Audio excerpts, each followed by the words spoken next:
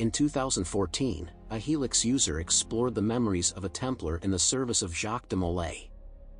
The memory takes place on October 13, 1307, in the temple in Paris, which was being attacked by the forces of King Philip the Fair. Alerted by the ensuing battle, Jacques tasked his advisor to hide the Sword of Eden and the Codex Pater Intellectus.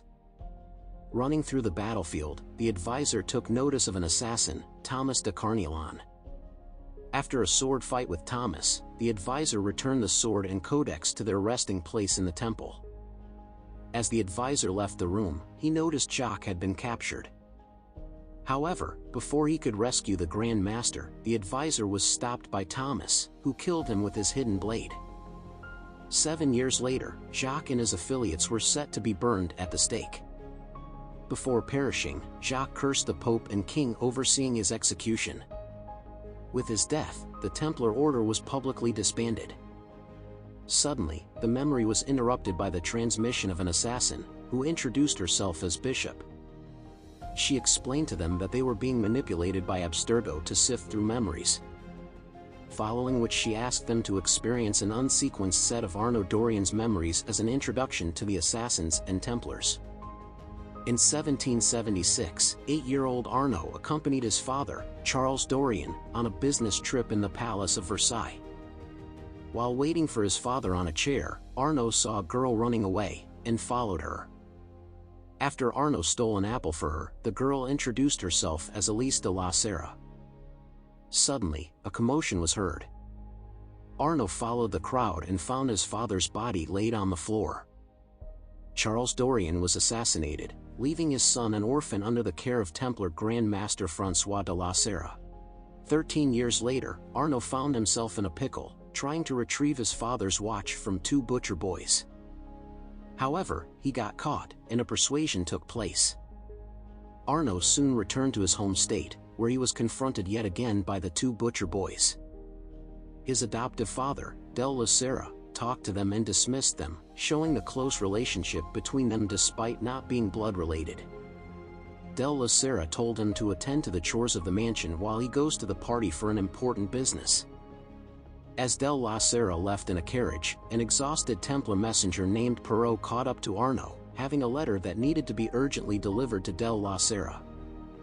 Arnaud took the letter and chased after the carriage all the way to the mansion but failed to deliver the message to François de la Serre.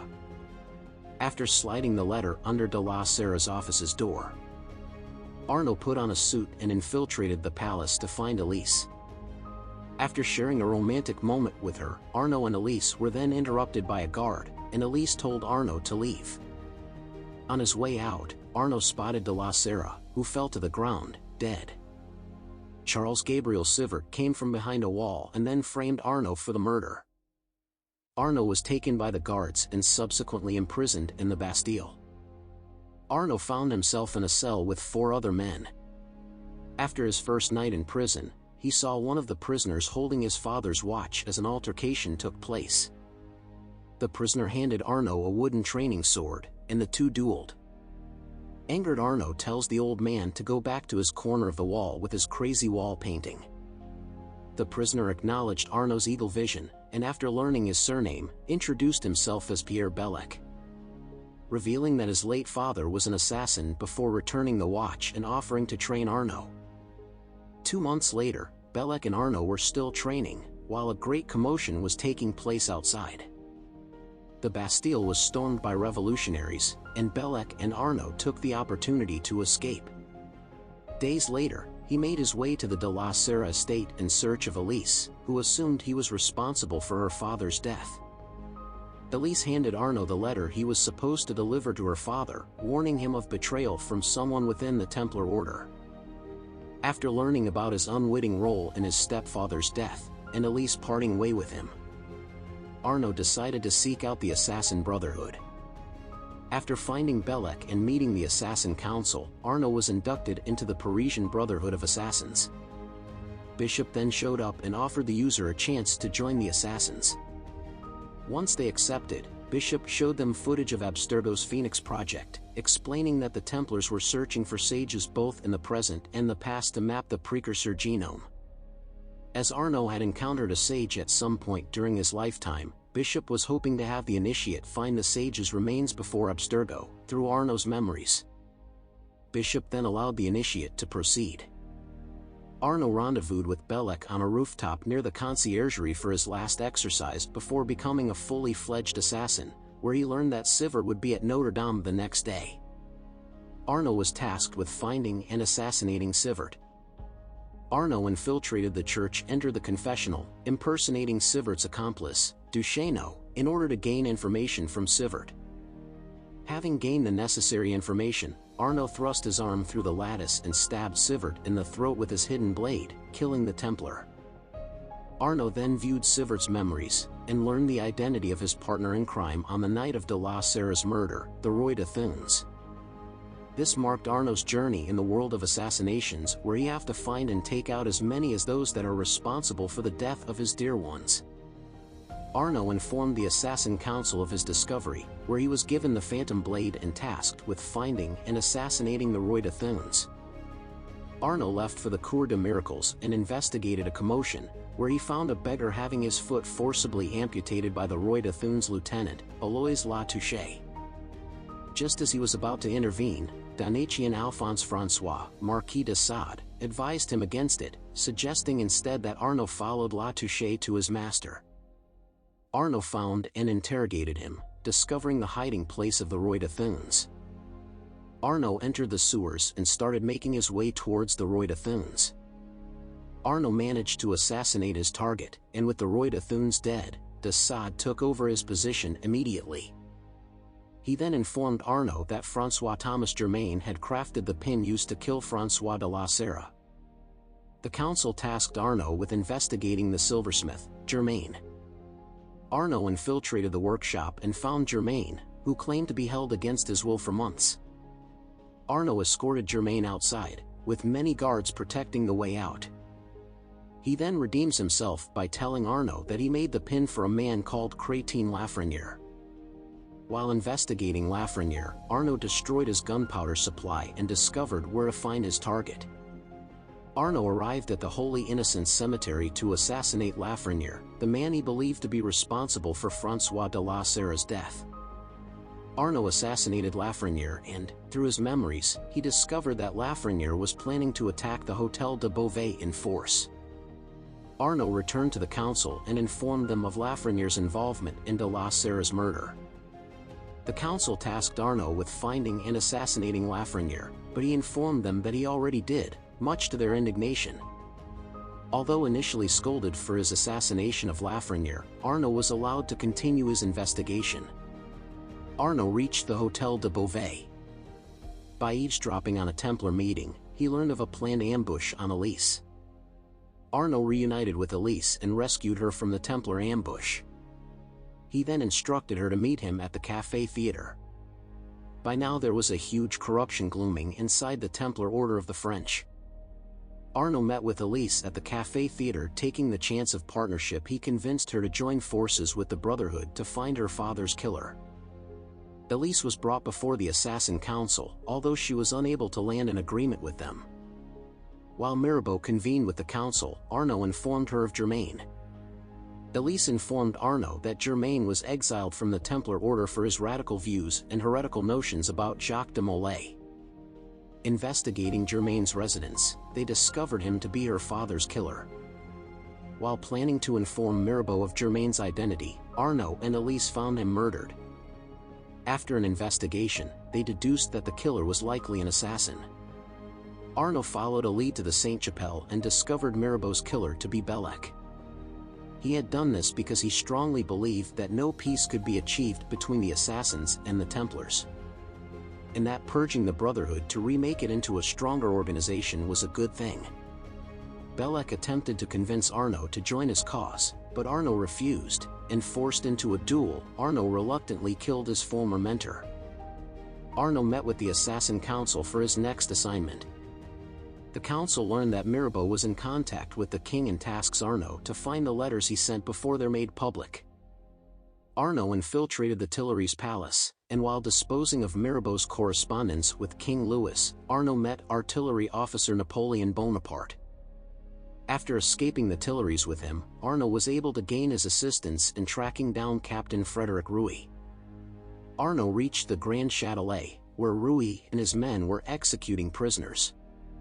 Arnaud tracked down and assassinated Rouy. Through his memories, he learned of a Templar plot to starve France and incite riots, led by a woman named Marie Levesque. Arnaud met with Elise at Le Marais and informed her of Levesque's plan.